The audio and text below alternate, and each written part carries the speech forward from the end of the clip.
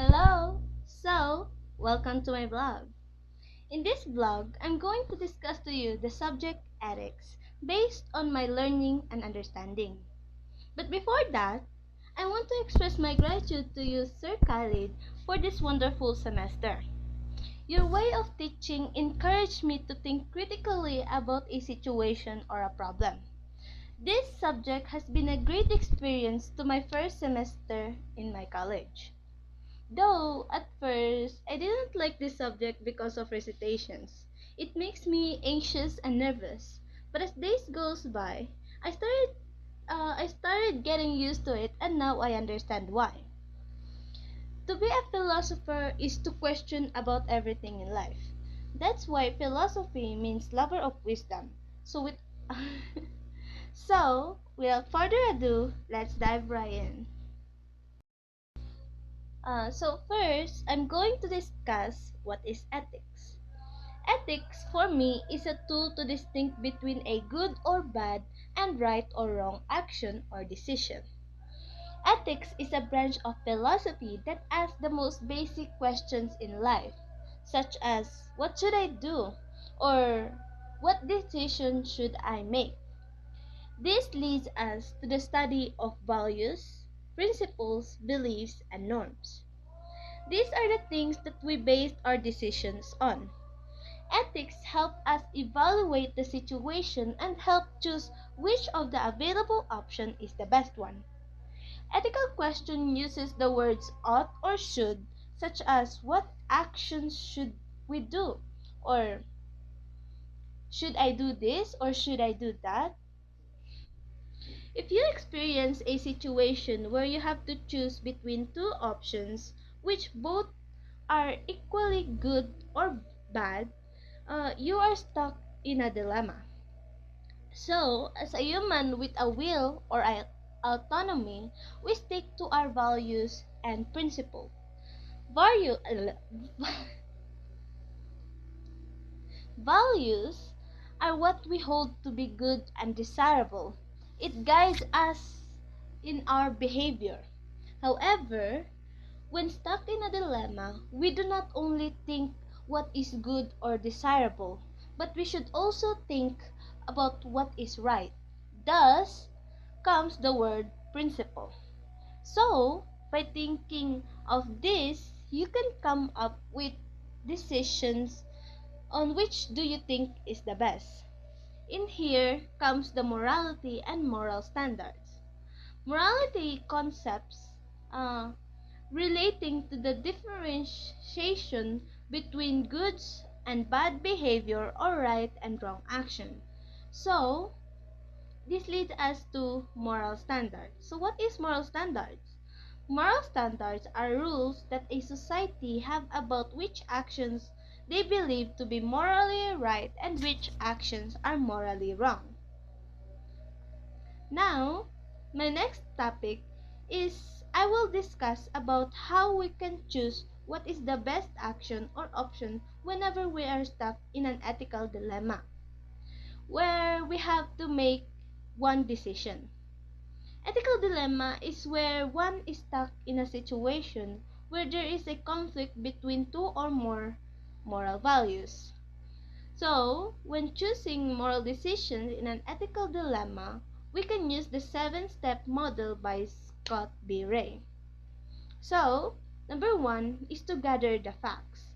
So, what are the facts in the situation? Next is to determine the ethical issue. Number three, determine what values or principle have a bearing on the case.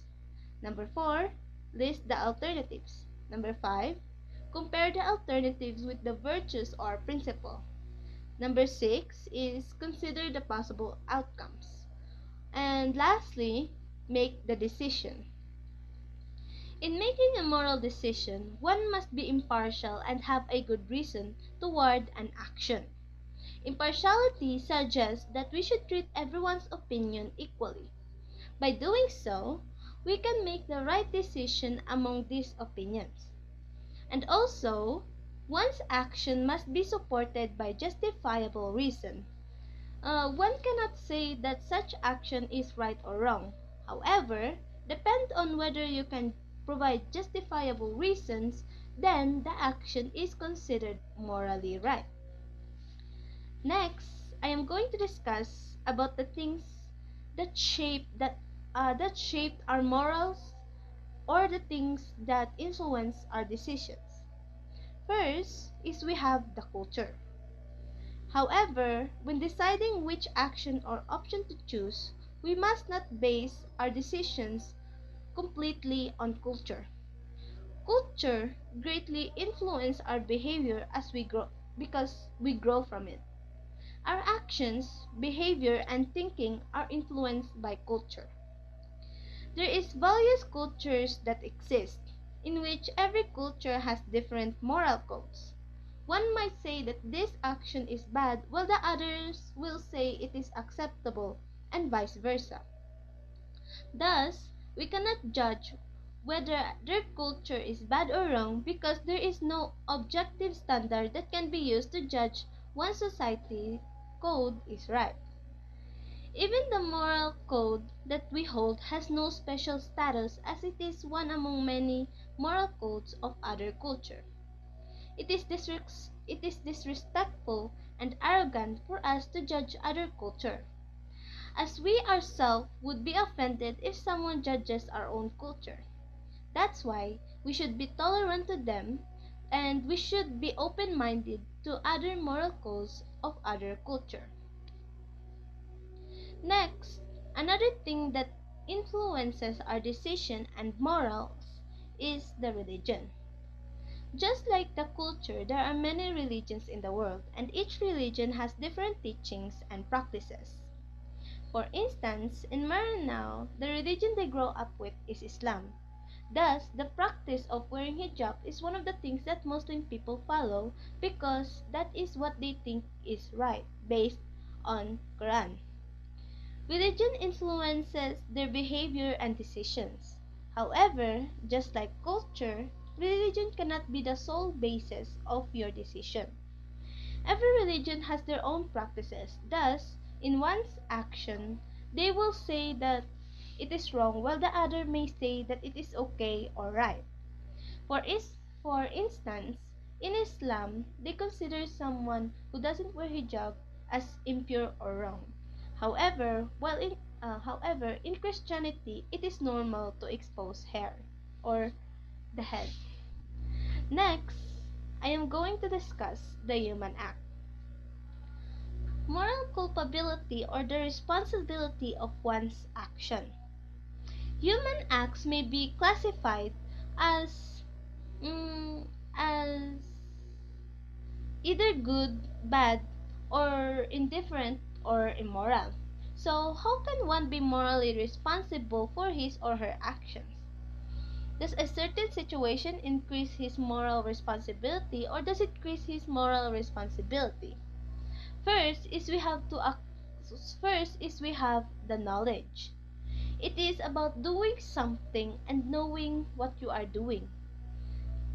If you know what you are doing and you know that it is bad, you are morally responsible for that act. But if, let's say, someone does not have any idea what he is doing, can we say that he is morally responsible for that action? For for instance, a child not knowing the thing that he is playing is a real gun and accidentally killed someone. Can he be morally responsible for that act? No, because he does not know that in the first place that what he is playing is a gun. Next is we have the freedom of the will or autonomy. While we have the freedom to choose which action to take, thus, by freely choosing wrong action, you are morally responsible for that action.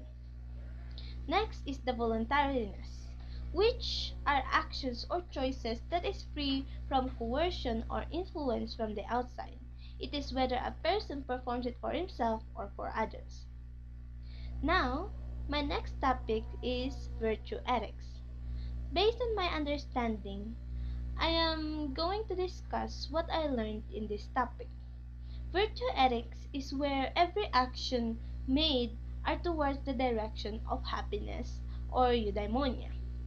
Eudaimonia is the ultimate end. According to Aristotle, to reach eudaimonia is we must be virtuous. Virtue, for Aristotle, refers to the excellence of a thing or excellence functioning. Thus, by making our actions excellence or excellent moral character, we are virtuous, thus reaching eudaimonia. So, how can we be virtuous and how can we reach eudaimonia? First, we have to develop our moral character. Our virtuous character by intellectual virtue and moral virtue. Intellectual virtue is something that we can learn through education or inheritance, may it be practical, philosophical, or academy, or technique or technical skills. Next is moral virtue. It is about our character traits. It is about our character traits such as honesty, discipline, courage, etc. After knowing the moral character, we must practice the act itself by making it a habit. We must constantly practice such excellent behavior. After doing this both, moral character and habit, we can reach eudaimonia. And also, to reach eudaimonia, we must be on moderation of both. And so, here comes the question, is it possible for us to reach eudaimonia? As we can observe, the current society's definition of happiness lies on temporary happiness such as money, power, influence, fame, and etc. Thus, reaching eudaimonia is impossible for us humans. Next, I am going to discuss utilitarianism. Jeremy Bentham is the founder of modern utilitarianism. Bentham's utilitarianism proposes that someone must pursue a course of action that can produce pleasure and avoid pain. Utilitarianism states that instead of focusing on the intent behind the behavior, behind the action, we must pay more attention to the consequences. In other words, good consequences means good action. Action should be measured in terms of happiness or pleasure that they produce. And also, not only do we focus on the individual's happiness, but also to maximize the pleasure. Uh, Bentham considered every person's happiness is equally valuable. It means that a person making the decision should not only think about himself, uh, uh, thinking about himself on the consequences, but also the others involved in such decision. So, that is the end of my discussion. Though I have learned more than what I have discussed today, these are just the topics that sticks to me the most. I have learned a lot about philosophy in this semester, not only in the class ethics, but also from the seminar held on the gym.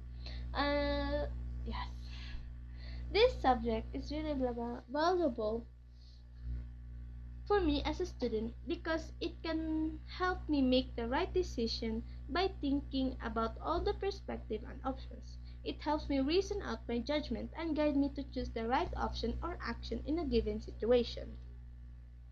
Thank you, and that's all. Thank you for watching.